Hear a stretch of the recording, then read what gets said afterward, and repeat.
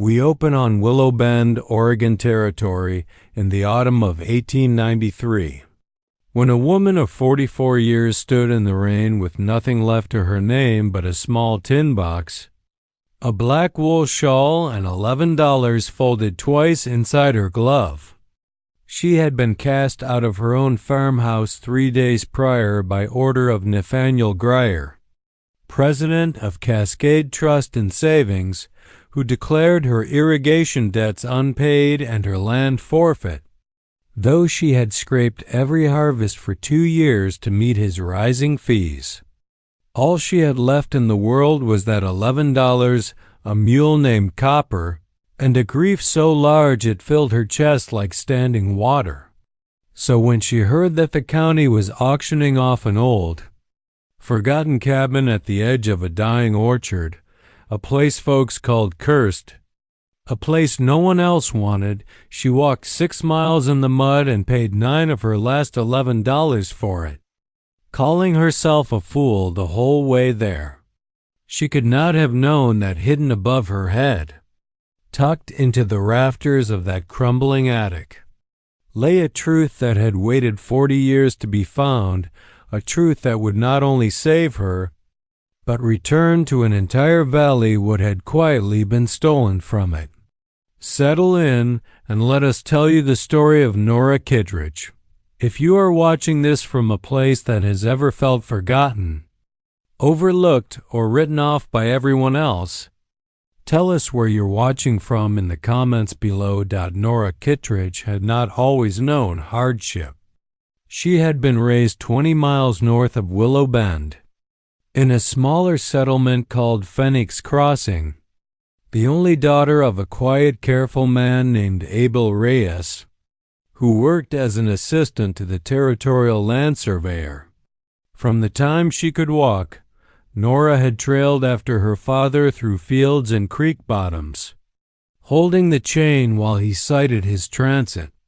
learning to read the strange language of boundary stones, blazed trees,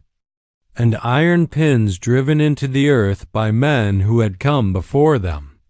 Abel used to tell her that a survey was a kind of promise, a line drawn not just on paper but on the land itself, meant to hold true for generations, long after the men who drew it were gone. He taught her to read old plats the way other fathers taught their daughters to read scripture, with reverence, and he taught her that a boundary, once honestly set, was sacred, because so much of a person's dignity in this life rested on the simple certainty of what was theirs. Nora absorbed this lesson so completely that even as a grown woman, she could glance at an old fence line or a crooked survey stake and sense, almost by instinct, when something did not sit right. She married young, at 19, to a gentle, hard-working man named Thomas Kittredge, a fruit farmer with sun-browned hands and a laugh that carried across whole orchards. Together they settled on 40 acres outside Willow Bend in the shadow of the Cascade foothills, where the soil was rich with volcanic ash and the apple trees grew heavy and sweet in a way that made travelers stop their wagons just to ask what variety they were. Thomas taught Nora to graft branches, to read the language of blossoms, to know which trees needed rest and which could bear one more season if coaxed gently. She bore him one son, Caleb, a boy with his father's easy laugh and his mother's watchful eyes, and for a decade their small orchard was, by any honest measure, a happy one. Thomas often said that an orchard, like a marriage, was not built in a single season, but in the patient stacking of many ordinary years, each one adding a little more root, a little more shade, a little more sweetness to what would eventually bear fruit for people not yet born. It was a philosophy Nora carried with her long after she had reason to doubt it. Fever took Thomas in the winter of 1888.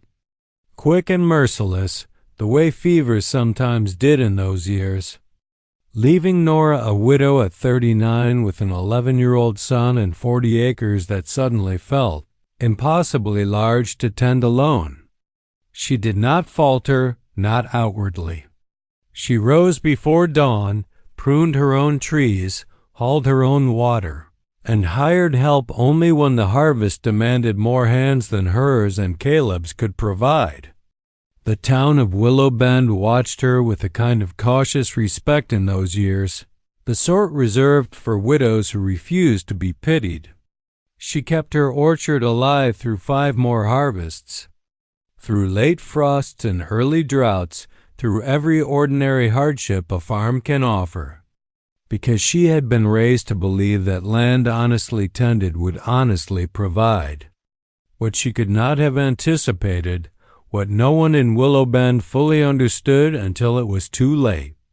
was that the water feeding their valley, the very spring that fed every ditch and irrigation line from the foothills down to the river, had quietly come under the sole control of one man. And that man intended to make every farmer in the valley pay dearly for what they had once believed was theirs by right. Nathaniel Grier had inherited Cascade Trust and savings from his father, and with it a claim to Pruitt Spring that no one in Willow Bend had ever thought to question, because the Griers had held it for as long as most folks could remember. For years, the fee for irrigation water had been modest, almost forgettable, a few dollars a season folded into the cost of doing business. But beginning in 1891, following the silver troubles back east that rippled westward into every small bank's ledgers, Grier began raising his water fees steadily, methodically, always with some reasonable-sounding explanation, until farmers who had managed their land honestly for decades found themselves borrowing against their own soil simply to keep their trees alive through a single dry summer. Nora borrowed twice small amounts, certain each time that the following harvest would set things right. It never quite did. By the autumn of 1893, with orchard prices depressed and her note call due earlier than she had understood the terms to allow, she stood in Grier's paneled office and listened to him explain, in a voice as smooth and unbothered as still water, that her land would be seized to satisfy her debt and that he was, regrettably, a man of business rather than sentiment. She lost the 40 acres her husband had planted tree by tree. She lost the house where her son had been born. She was permitted, out of what Grier called Christian charity, to keep her mule, a trunk of clothing, her father's old surveying satchel, and the small tin box that held Thomas's letters and Caleb's baby shoes. She and Caleb spent 3 nights in the back room of the Willow Bend boarding house, paid for by a sympathetic widow named Ruth Holloway, while Nora turned over in her mind, again and again, what a woman with $11 and a growing boy was meant to do next. It was Ruth who mentioned, almost in passing over a supper of beans and cornbread, that the county was auctioning off the old Pruitt place that Saturday and abandoned, cabin and a few acres of untended orchard at the far edge of the valley, unwanted by anyone since old Josiah Pruitt had died alone the previous spring with no heirs to claim it. Everyone in town, Ruth said, agreed the place was more trouble than it was worth, half swallowed by blackberry vines, its roof sagging, its orchard gone wild and half strangled with neglect. But something in Nora, perhaps her father's old habit of looking twice at what others dismissed, made her decide, quietly and without telling Ruth her reasons, that she would be at that auction with her 9 remaining dollars. The auction itself was a brief, almost embarrassing affair, held on the cabin's own sagging porch under a sky the color of wet slate. Only 4 people bothered to attend, and 3 of them left the moment the county clerk read off the condition of the roof. Nora bid her $9 into a silence nobody troubled to challenge, and just like that, she owned 4 acres of tangled orchard and a 2-room cabin that smelled of dust, mice, and thyme. Caleb asked her, not unkindly, whether she had gone a little mad, and Nora, standing in the doorway of what was now hers, found she did not entirely disagree with him. The cabin's floorboards groaned beneath her boots. Blackberry canes had grown up through a gap in the porch steps, and yet there was something in the bones of the place, a careful dovetailing of the corner joints, the deep stone hearth, the way the single window had been set to catch the morning sun over the orchard, that told her whoever built this cabin had built it with the same patient care Thomas once poured into his trees. She and Caleb spent their first days simply making the place livable, sweeping years of dust from the floor, patching the roof with cedar shakes salvaged from a fallen shed, coaxing the old stove back to life. It was on the 4th evening, while searching the loft for anything worth salvaging, that Nora noticed the attic above the loft was deeper than the roofline outside seemed to allow, as if a false ceiling had been built beneath the true rafters to conceal several feet of hidden space. Her father's old instincts stirred in her at once. A builder does not waste lumber on a hidden ceiling without reason. She climbed up with a lantern, pried loose a warped board, and found, tucked between 2 rafters and wrapped in oilcloth gone brittle with age, a small tin box not unlike her own, tied shut with a leather cord that crumbled at her touch. Inside, beneath a layer of dried lavender meant to keep the mice away, lay a stack of yellowed letters, a slim ledger bound in cracked leather, and a folded document sealed with wax that had never been broken. Nora sat on the attic floor with the lantern between her knees for a long while before she dared open anything, some old instinct telling her that whatever she was about to read had been hidden, not merely forgotten. The first letter she unfolded was dated the spring of 1852 and addressed to no one in particular, written instead, it seemed, to whoever might one day find it. It was signed by Josiah Pruitt himself, and in a hand grown shaky with age. He had written that he could no longer carry alone the weight of a wrong done 40 years past, a wrong he had helped commit as a young man and spent the rest of his life quietly regretting. Nora read on by lantern light while Caleb slept below, and slowly, letter by letter, page by page, the shape of an old injustice began to reveal itself to her, patient and terrible, like a photograph developing in a darkroom tray. According to Josiah's account, when the first families settled Willow Bend Valley in 1852, they had pooled their meager savings to purchase, jointly and in common trust, the parcel of land containing the spring that fed every stream and irrigation ditch for miles around, understanding it to belong to no single man, but to the community entire, so that no future settler could ever hold the valley's water hostage. Josiah had been a young clerk then, hired to help draft the deed, and it was Silas Greer, Nathaniel's grandfather, then a struggling land agent new to the territory, who had offered to file the paperwork with the county recorder on the settler's behalf, since he was riding that direction regardless. What Josiah had not learned until years later,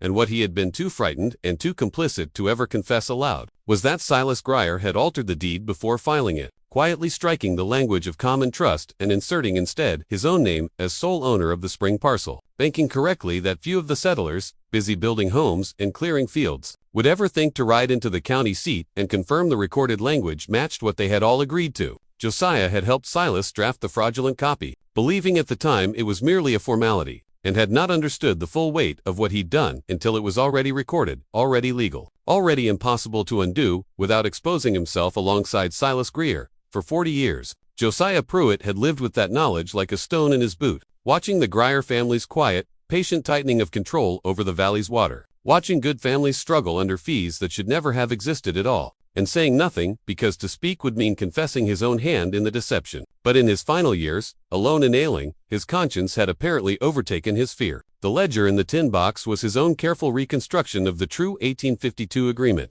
written from memory and cross-referenced against his old clerking notes, complete with the names of every founding family who had contributed toward the spring's purchase, including, Nora noted with a start, the name Reyes, her own father's family, among the original signers, and the sealed document, the one bound in wax Josiah had apparently never found the courage to open and act upon, was a notarized true copy of the original 1852 deed. The one drafted before Silas Greer's alterations, obtained years later, Josiah's notes explained, from a retired notary in Portland who had kept his own duplicate ledgers as a matter of habit and had, for a modest fee, allowed Josiah to have this copy made, though Josiah himself had never mustered the nerve to file it against a fraudulent version. Already on county record. Nora sat with the lantern guttering low, understanding now why Josiah Pruitt had died alone and quiet. An old man carrying a truth too heavy and too dangerous to speak, and why he had hidden it instead in his own rafters rather than burn it. Unable to destroy the truth, but unable to bear the cost of revealing it. She understood, as well, with a clarity that made her hands tremble, that the water fees, which had driven her from her own husband's orchard, that were even now squeezing every farm in the valley toward ruin, rested entirely on a fraud committed 4 decades earlier by the grandfather of the very man who had taken her land.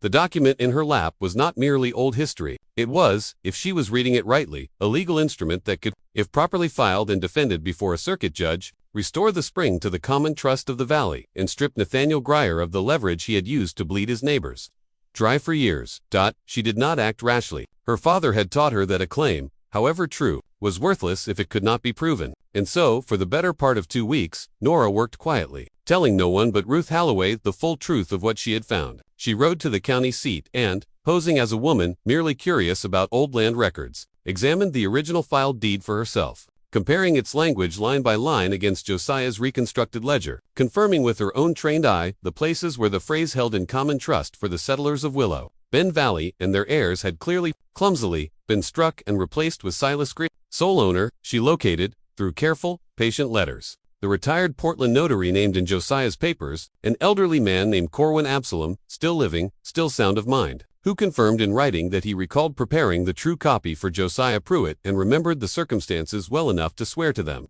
before a judge, if called upon. Piece by piece, Nora built not merely a discovery, but a case. Word travels quickly in a small valley, and it was not long before Nathaniel Grier learned that the widow, Kittredge, had been asking peculiar questions at the county recorder's office and corresponding with a notary in Portland. He came to Pruitt's cabin himself one gray afternoon, dressed in his good coat, his manner pleasant in the particular way of men, accustomed to getting what they want through charm rather than force. He complimented the orchard's potential, mentioned he'd heard she was struggling to make ends meet, and offered, with the air of a man doing her a great favor, to purchase the Pruitt property from her outright for $200, a sum that would have seemed a small fortune to Nora only weeks earlier. She thanked him and declined, saying only that she had grown fond of the place. His pleasant manner cooled visibly. He raised the offer to $300, then, when she still declined, allowed a flicker of something harder to cross his face, and remarked, almost idly, that a woman alone with a young son ought to think carefully about which battles were worth fighting in a valley where the bank held most every note. Nora understood the threat beneath his courtesy well enough. In the days that followed, she found her small orchard's irrigation ditch mysteriously dammed with brush, cutting off her water entirely, an act no one could quite prove was deliberate but which everyone, including Nora, understood plainly enough. Rumors began circulating through Willow Bend, seeded, no doubt, by Grier himself, that the widow Kittredge had gone strange in her grief, that she was chasing old ghosts in Josiah Pruitt's attic and troubling honest people with wild talk of 40-year-old fraud. Some neighbors, frightened of losing their own water or their own credit at the bank, kept their distance from her, unwilling to be seen taking her side against the man who held their mortgages. It would have been easy, in those weeks, for Nora to feel as alone as Josiah Pruitt himself must have felt, carrying his secret in silence for 40 years, rather than risk everything to speak it. But Nora Kittredge had been raised by a man who believed a boundary honestly drawn was sacred, and she had lived a decade beside a husband who believed the truest things in this world were built slowly, patiently, for the benefit of people not yet born. She did not confront Grier directly, understanding that a man of his position and connections could easily crush a lone widow's word against Sess's family's 40 years of quiet possession. Instead, she spent what little money remained to her, retaining a young circuit lawyer from the county seat, a serious, careful man named Elijah Marsh who had recently hung his shingle in Willow Bend and had, unlike the town's older attorneys, no old debts of loyalty to Cascade Trust and Savings.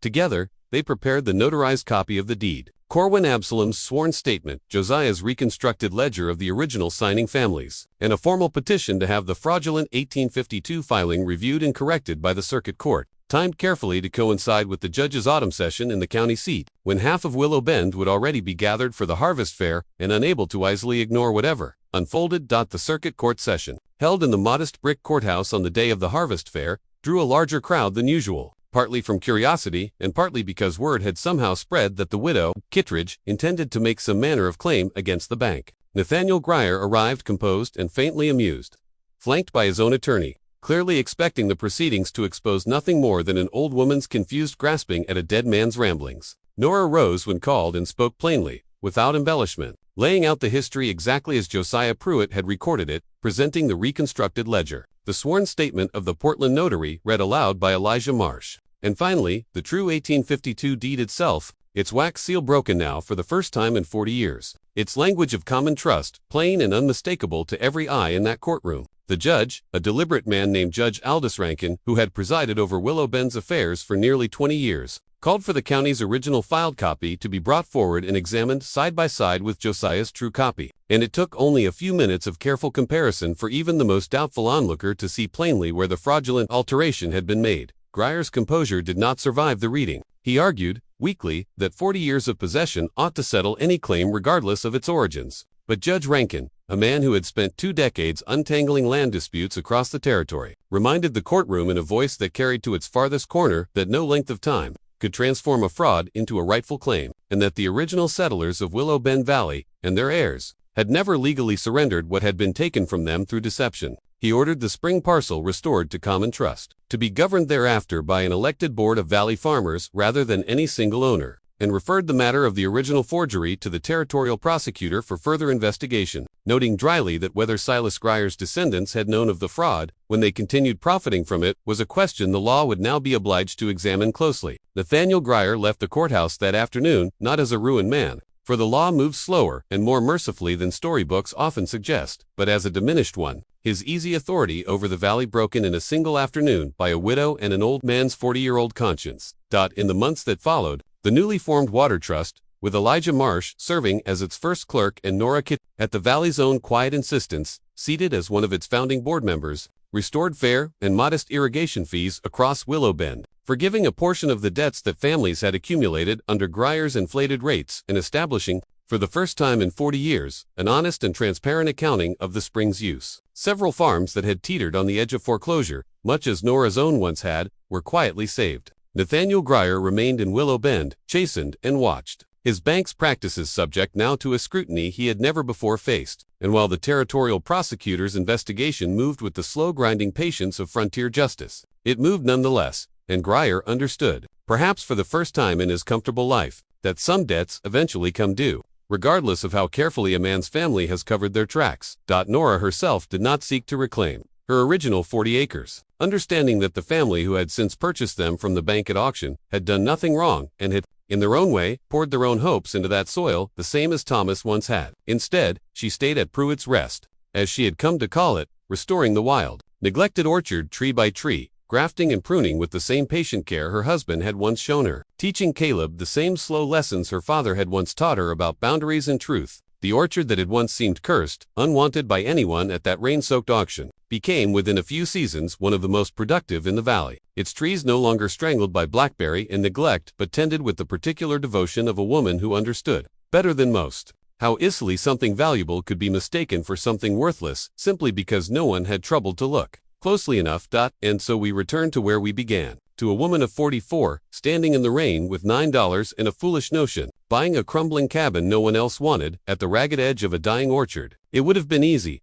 looking at Nora Kittredge that gray autumn afternoon, to see only what the town saw, a widow, undone by grief, throwing away her last few dollars on a place already given up for lost. But Nora had been raised to understand that a thing's true worth is rarely obvious from the outside, that boundaries honestly drawn and quietly forgotten do not simply disappear, and that patience, the kind her husband once poured into his trees, and her father once poured into his surveys, has a way of eventually bearing fruit for people not yet born to witness the planting. What she found in those attic rafters was not treasure in the way storybooks often promise. No chest of gold coins, no map to hidden riches. It was something rarer, and, in the end, more valuable, a 40-year-old truth, faithfully preserved by a guilty old man's conscience, waiting only for someone patient enough and honest enough to carry it the rest of the way home. Thank you for spending this time with us and with the story of Nora Kittredge, a woman who was cast aside, underestimated, and nearly forgotten, and who found, in the most unlikely and overlooked corner of her world, exactly what she needed to restore not only her own life,